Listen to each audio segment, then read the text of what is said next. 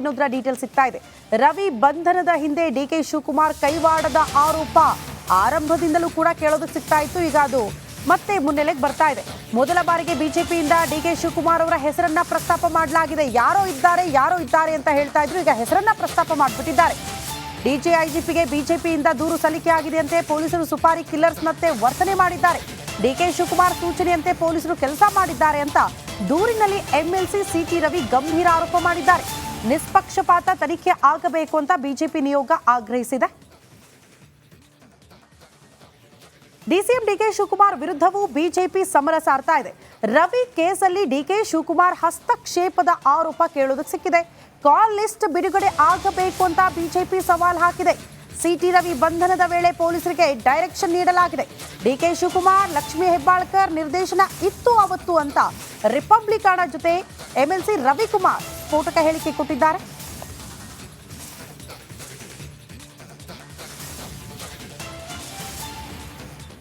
ಬೆಳಗಾವಿಯ ಸುವರ್ಣಸೌಧದಲ್ಲಿ ಏನು ನಡೆದಂಥ ಪ್ರಕರಣ ಇದೆ, ಸಿ ಟಿ ರವಿ ಮತ್ತು ಲಕ್ಷ್ಮೀ ಹೆಬ್ಬಾಳ್ಕರ್ ಪ್ರಕರಣ ಏನಿದೆ, ಇದು ನಾನಾ ರೀತಿಯ ತಿರುವನ್ನು ತೆಗೆದುಕೊಳ್ತಾ ಇರುವಂಥದ್ದು. ಬಿ ಜೆ ಪಿಯಿಂದ ಅಧಿಕೃತವಾಗಿ ಈಗ DGP ಅವರಿಗೆ ದೂರನ್ನು ಕೊಟ್ಟಿರುವಂಥದ್ದು. ಅದರಲ್ಲಿ ಪೊಲೀಸರ ವರ್ತನೆ ಸಂಬಂಧಪಟ್ಟಂತೆ ಏನಿದೆ, ಇದರಿಂದ ಸಂಪೂರ್ಣವಾಗಿ ಡಿ ಕೆ ಶಿವಕುಮಾರ್ ಇದ್ದಾರೆ, ಅವರ ಏನು ನಿರ್ದೇಶನ ಮೇರೆಗೆ ಆಗಿದೆ ಅಂತ ಅಧಿಕೃತ ದೂರನ್ನು ಕೊಟ್ಟಿರುವಂಥದ್ದು. ನಿಯೋಗದಲ್ಲಿ ಸಿ ಟಿ ರವಿ ಮತ್ತು ರವಿಕುಮಾರ್ ಅವರ ನೇತೃತ್ವದಲ್ಲಿ ಹೋಗಿ ದೂರನ್ನು ಕೊಟ್ಟಿರೋದು. ಈ ಬಗ್ಗೆ ಮಾತಾಡೋಕ್ಕೆ ಈಗ ರವಿಕುಮಾರ್ ನಮ್ಮ ಜೊತೆ ಇದ್ದಾರೆ. ಸರ್, ದೂರನ್ನು ಕೊಟ್ಟಿರುವಂಥದ್ದು ಮೊದಲ ಬಾರಿಗೆ ಡಿ ಕೆ ಶಿವಕುಮಾರ್ ಅವರು ಈ ಸಂಪೂರ್ಣವಾಗಿ ಇದರ ಹಿಂದೆ ಇದ್ದಾರೆ ಅಂತ ಹೇಳಿರುವಂಥದ್ದು. ಅಂದರೆ ದೂರಲ್ಲಿ ಏನಿದೆ, ಆ್ಯಕ್ಚುಲಿ ಏನಂತ ನೀವು ದೂರು ಕೊಟ್ಟಿರೋದು? ಅಲ್ಲ, 100ಕ್ಕೆ 100 ಡಿ ಕೆ ಶಿವಕುಮಾರ್ ಅವರು ಇರ್ಬೋದು, ಲಕ್ಷ್ಮೀ ಹೆಬ್ಬಾಳ್ಕರ್ ಅವರು ಇರ್ಬೋದು, ಅದೇ ಥರ ಬೆಳಗಾಂ ಕಮಿಷನರ್ ಹೆಡಾ ಮಾರ್ಟಿನ್ ಇರಬಹುದು, ಆಮೇಲೆ ಗುಳೇದಗುಡ್ಡ ಇರ್ಬೋದು, ಇವರೆಲ್ಲರೂ ಕೂಡ ಸಿ ಟಿ ರವಿ ಅವ್ರನ್ನ ಹೆರಾಸ್ಮೆಂಟ್ ಮಾಡೋದರಲ್ಲಿ ಅತ್ಯಂತ ಪ್ರಮುಖ ಪಾತ್ರವನ್ನು ವಹಿಸಿದ್ದಾರೆ. ಬಹುಶಃ ಹೆಡಾ ಮಾರ್ಟಿನ್ ಇರಬಹುದು, ಡಿ ಕೆ ಶಿವಕುಮಾರ್ ಇರಬಹುದು, ಈ ಥರ ಅನೇಕರು ಡೈರೆಕ್ಷನ್ ಕೊಟ್ಟಿದ್ದಾರೆ. ಅದರೊಳಗಡೆ ಪ್ರಮುಖವಾಗಿ ಲಕ್ಷ್ಮೀ ಹೆಬ್ಬಾಳ್ಕರ್ ಅವರು, ಹೆಡಾ ಮಾರ್ಟಿನ್ ಅವರು, ಡಿ ಕೆ ಶಿವಕುಮಾರ್ ಅವರು, ಈ ಥರ ಎಲ್ಲರೂ ಇದ್ದಾರೆ. ನೀವು ಉಪಮುಖ್ಯಮಂತ್ರಿ ಮತ್ತು ಸಚಿವರ ವಿರುದ್ಧ, ಅಂದರೆ ಲಕ್ಷ್ಮೀ ಹೆಬ್ಬಾಳ್ಕರ್ ವಿರುದ್ಧ ಆರೋಪ ಮಾಡಿರುವಂಥದ್ದು ಏನು ಅವರ ಡೈರೆಕ್ಷನ್ ಮೇರೆಗೆ ಈ ಥರ ಆಗ್ತಾಯಿತ್ತು, ಅದು ಗಂಭೀರ ಆರೋಪ. ಸುಮ್ಮನೆ ವೇಗಾಗಿ ಆರೋಪ ಮಾಡಿದ್ರೆ ಅಥವಾ ಏನಾದರೂ ಸಂಬಂಧಪಟ್ಟ ಪೂರಕವಾಗಿದೆ? ಉದಾಹರಣೆಗೆ ಇಷ್ಟೊಂದು ಹೆರಾಸ್ಮೆಂಟ್ ಮಾಡಬೇಕು ಅಂತೇಳಿದ್ರೆ ಹಿಂದೆ ಯಾರಾದರೂ ಇರಲೇಬೇಕು. ಅದಕ್ಕೆ ನಾವು ಹೇಳಿದ್ದೀವಿ DCM ಅವರು ಮತ್ತು ಲಕ್ಷ್ಮೀ ಹೆಬ್ಬಾಳ್ಕರ್ ಅವರು ಇದ್ದಾರೆ ಅಂತ ನಾವು ಬರೆದಲ್ಲೂ ಕೂಡ ಕೊಟ್ಟಿದ್ದೇವೆ. ಅಂದರೆ ಏನು ಫೋನಲ್ಲಿ ಕೊಡ್ತಾ ಇದ್ರೆ ನಿಮ್ಗೆ ಅದೇನು ದಾಖಲೆ ಇರಬೇಕು ಅಥವಾ ದಾಖಲೆ ಚೆಕ್ ಮಾಡಿ ಅಂತ ಹೇಳಿದ್ರೆ?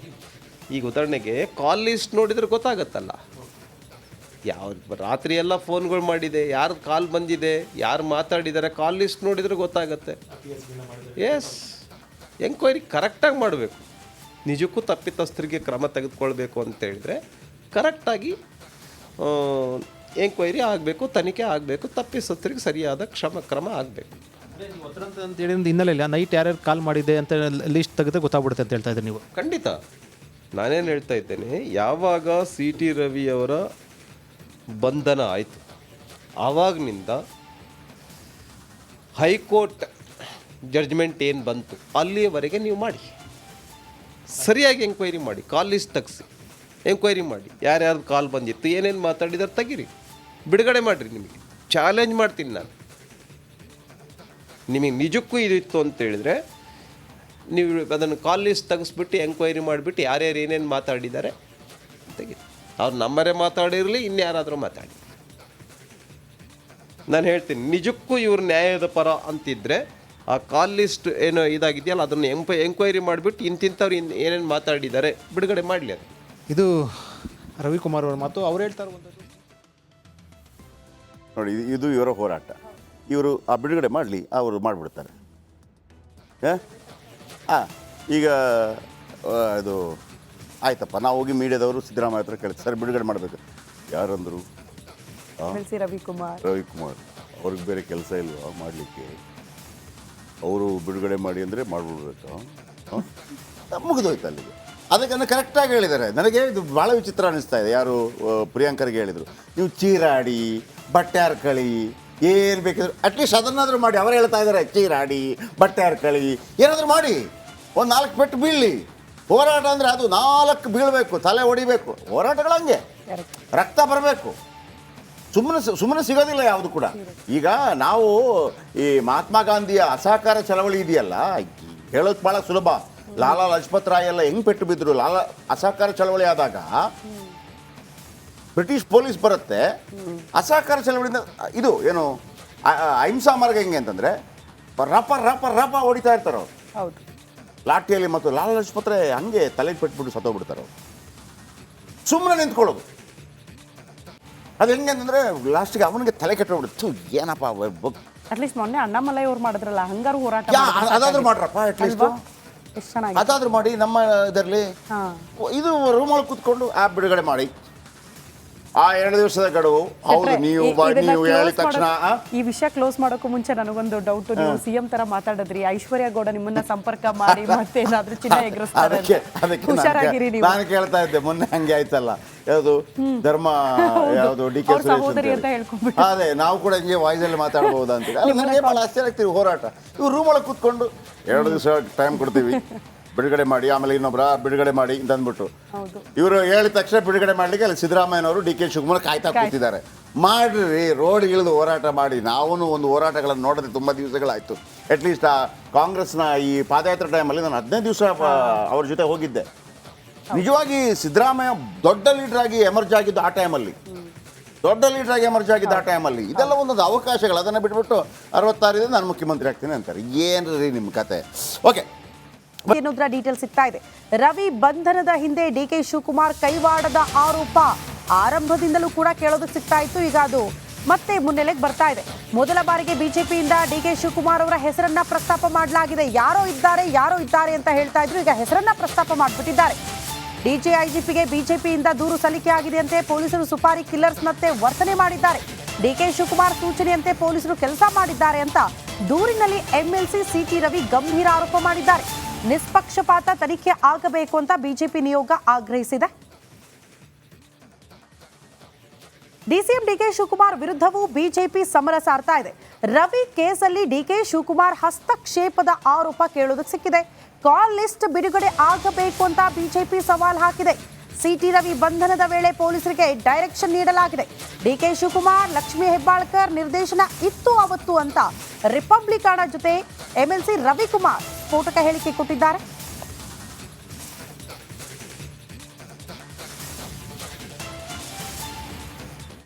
ಬೆಳಗಾವಿಯ ಸುವರ್ಣಸೌಧದಲ್ಲಿ ಏನು ನಡೆದಂಥ ಪ್ರಕರಣ ಇದೆ, ಸಿ ಟಿ ರವಿ ಮತ್ತು ಲಕ್ಷ್ಮೀ ಹೆಬ್ಬಾಳ್ಕರ್ ಪ್ರಕರಣ ಏನಿದೆ, ಇದು ನಾನಾ ರೀತಿಯ ತಿರುವನ್ನು ತೆಗೆದುಕೊಳ್ತಾ ಇರುವಂಥದ್ದು. ಬಿ ಜೆ ಪಿಯಿಂದ ಅಧಿಕೃತವಾಗಿ ಈಗ ಡಿ ಜಿ ಪಿ ಅವರಿಗೆ ದೂರನ್ನು ಕೊಟ್ಟಿರುವಂಥದ್ದು. ಅದರಲ್ಲಿ ಪೊಲೀಸರ ವರ್ತನೆ ಸಂಬಂಧಪಟ್ಟಂತೆ ಏನಿದೆ, ಇದರಿಂದ ಸಂಪೂರ್ಣವಾಗಿ ಡಿ ಕೆ ಶಿವಕುಮಾರ್ ಇದ್ದಾರೆ, ಅವರ ಏನು ನಿರ್ದೇಶನ ಮೇರೆಗೆ ಆಗಿದೆ ಅಂತ ಅಧಿಕೃತ ದೂರನ್ನು ಕೊಟ್ಟಿರುವಂಥದ್ದು. ನಿಯೋಗದಲ್ಲಿ ಸಿ ಟಿ ರವಿ ಮತ್ತು ರವಿಕುಮಾರ್ ಅವರ ನೇತೃತ್ವದಲ್ಲಿ ಹೋಗಿ ದೂರನ್ನು ಕೊಟ್ಟಿರೋದು. ಈ ಬಗ್ಗೆ ಮಾತಾಡೋಕ್ಕೆ ಈಗ ರವಿಕುಮಾರ್ ನಮ್ಮ ಜೊತೆ ಇದ್ದಾರೆ. ಸರ್, ದೂರನ್ನು ಕೊಟ್ಟಿರುವಂಥದ್ದು ಮೊದಲ ಬಾರಿಗೆ ಡಿ ಕೆ ಶಿವಕುಮಾರ್ ಅವರು ಈ ಸಂಪೂರ್ಣವಾಗಿ ಇದರ ಹಿಂದೆ ಇದ್ದಾರೆ ಅಂತ ಹೇಳಿರುವಂಥದ್ದು. ಅಂದರೆ ದೂರಲ್ಲಿ ಏನಿದೆ, ಆ್ಯಕ್ಚುಲಿ ಏನಂತ ನೀವು ದೂರು ಕೊಟ್ಟಿರೋದು? ಅಲ್ಲ, 100ಕ್ಕೆ 100 ಡಿ ಕೆ ಶಿವಕುಮಾರ್ ಅವರು ಇರ್ಬೋದು, ಲಕ್ಷ್ಮೀ ಹೆಬ್ಬಾಳ್ಕರ್ ಅವರು ಇರ್ಬೋದು, ಅದೇ ಥರ ಬೆಳಗಾಂ ಕಮಿಷನರ್ ಹೆಡಾ ಮಾರ್ಟಿನ್ ಇರಬಹುದು, ಆಮೇಲೆ ಗುಳೇದಗುಡ್ಡ ಇರ್ಬೋದು, ಇವರೆಲ್ಲರೂ ಕೂಡ ಸಿ ಟಿ ರವಿ ಅವ್ರನ್ನ ಹೆರಾಸ್ಮೆಂಟ್ ಮಾಡೋದರಲ್ಲಿ ಅತ್ಯಂತ ಪ್ರಮುಖ ಪಾತ್ರವನ್ನು ವಹಿಸಿದ್ದಾರೆ. ಬಹುಶಃ ಹೆಡಾ ಮಾರ್ಟಿನ್ ಇರಬಹುದು, ಡಿ ಕೆ ಶಿವಕುಮಾರ್ ಇರಬಹುದು, ಈ ಥರ ಅನೇಕರು ಡೈರೆಕ್ಷನ್ ಕೊಟ್ಟಿದ್ದಾರೆ. ಅದರೊಳಗಡೆ ಪ್ರಮುಖವಾಗಿ ಲಕ್ಷ್ಮೀ ಹೆಬ್ಬಾಳ್ಕರ್ ಅವರು, ಹೆಡಾ ಮಾರ್ಟಿನ್ ಅವರು, ಡಿ ಕೆ ಶಿವಕುಮಾರ್ ಅವರು, ಈ ಥರ ಎಲ್ಲರೂ ಇದ್ದಾರೆ. ನೀವು ಉಪಮುಖ್ಯಮಂತ್ರಿ ಮತ್ತು ಸಚಿವರ ವಿರುದ್ಧ, ಅಂದರೆ ಲಕ್ಷ್ಮೀ ಹೆಬ್ಬಾಳ್ಕರ್ ವಿರುದ್ಧ ಆರೋಪ ಮಾಡಿರುವಂಥದ್ದು ಏನು ಅವರ ಡೈರೆಕ್ಷನ್ ಮೇರೆಗೆ ಈ ಥರ ಆಗ್ತಾ ಇತ್ತು, ಅದು ಗಂಭೀರ ಆರೋಪ. ಸುಮ್ಮನೆ ವೇಗಾಗಿ ಆರೋಪ ಮಾಡಿದ್ರೆ ಅಥವಾ ಏನಾದರೂ ಸಂಬಂಧಪೂರ್ವಕವಾಗಿದೆ? ಉದಾಹರಣೆಗೆ ಇಷ್ಟೊಂದು ಹೆರಾಸ್ಮೆಂಟ್ ಮಾಡಬೇಕು ಅಂತೇಳಿದರೆ ಹಿಂದೆ ಯಾರಾದರೂ ಇರಲೇಬೇಕು. ಅದಕ್ಕೆ ನಾವು ಹೇಳಿದ್ದೀವಿ ಡಿ ಸಿ ಎಮ್ ಅವರು ಮತ್ತು ಲಕ್ಷ್ಮೀ ಹೆಬ್ಬಾಳ್ಕರ್ ಅವರು ಇದ್ದಾರೆ ಅಂತ ನಾವು ಬರೆದಲ್ಲೂ ಕೂಡ ಕೊಟ್ಟಿದ್ದೇವೆ. ಅದೇ ಏನು ಫೋನಲ್ಲಿ ಕೊಡ್ತಾ ಇದ್ರೆ ನಿಮ್ಗೆ ಅದೇನು ದಾಖಲೆ ಇರಬೇಕು ಅಥವಾ ದಾಖಲೆ ಚೆಕ್ ಮಾಡಿ ಅಂತ ಹೇಳಿದೆ. ಈಗ ಉದಾಹರಣೆಗೆ ಕಾಲ್ ಲಿಸ್ಟ್ ನೋಡಿದರೆ ಗೊತ್ತಾಗತ್ತಲ್ಲ ಯಾವ ರಾತ್ರಿ ಎಲ್ಲ ಫೋನ್ಗಳು ಮಾಡಿದೆ, ಯಾರು ಕಾಲ್ ಬಂದಿದೆ, ಯಾರು ಮಾತಾಡಿದ್ದಾರೆ, ಕಾಲ್ ಲಿಸ್ಟ್ ನೋಡಿದ್ರೆ ಗೊತ್ತಾಗುತ್ತೆ. ಎಸ್, ಎಂಕ್ವೈರಿ ಕರೆಕ್ಟಾಗಿ ಮಾಡಬೇಕು. ನಿಜಕ್ಕೂ ತಪ್ಪಿತಸ್ಥರಿಗೆ ಕ್ರಮ ತೆಗೆದುಕೊಳ್ಬೇಕು ಅಂತ ಹೇಳಿದ್ರೆ ಕರೆಕ್ಟಾಗಿ ಎಂಕ್ವೈರಿ ಆಗಬೇಕು, ತನಿಖೆ ಆಗಬೇಕು, ತಪ್ಪಿತಸ್ಥರಿಗೆ ಸರಿಯಾದ ಕ್ರಮ ಆಗಬೇಕು. ಅಂತ ಹೇಳಿದ ಹಿನ್ನೆಲೆಯಲ್ಲಿ ನೈಟ್ ಯಾರ್ಯಾರು ಕಾಲ್ ಮಾಡಿದೆ ಅಂತ ಲಿಸ್ಟ್ ತೆಗೆದ್ರೆ ಗೊತ್ತಾಗ್ಬಿಡುತ್ತೆ ಅಂತ ಹೇಳ್ತಾ ಇದ್ದೀರಿ ನೀವು? ಖಂಡಿತ. ನಾನೇನು ಹೇಳ್ತಾ ಇದ್ದೇನೆ, ಯಾವಾಗ CT ರವಿಯವರ ಬಂಧನ ಆಯಿತು ಆವಾಗಿನಿಂದ